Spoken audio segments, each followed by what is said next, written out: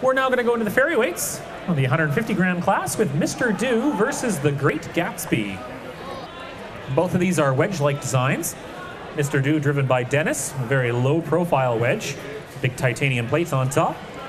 And then the Grate Gatsby, driven by Matthew, is a cheese grater, which has so far done all right. The one last fight, it did end up hitting one of the horizontal spinners, and that did a pretty good number on the cheese grater wedge that he's got, but it looks like he's been able to bend it back into shape and maybe tape up the loose edges, and it is back in one piece. Mr. Do also did get beat up quite a bit by Nibbles, the vertical spinner, and managed to tweak his wedge pretty well, but I suspect by now he'll have that straightened out, so we should have two fully functioning wedges for this fight. All right, drivers are in and ready, the judges are ready. We will start in 3, 2, 1, fight. Both of these wedges coming out quickly here.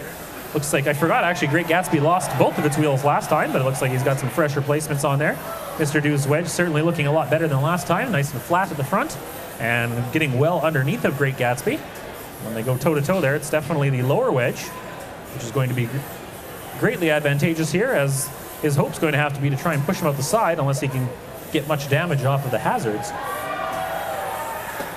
Grate Gatsby running over and over again on Mr. Do, trying to get his wedge on there, but unable to, as Mr. Do pins him up against the side wall for a few seconds. And once again, face to face, that low wedge of Mr. Do getting underneath the Grate Gatsby, who, especially since the damage on it, seems to be riding not quite so low and flat as it used to.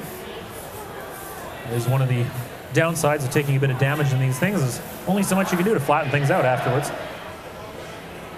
Once again, Grate Gatsby pinned up against the wall by Mr. Do, doing what he can to score points to the judges in the almost certain case that it ends up going to a judge's decision.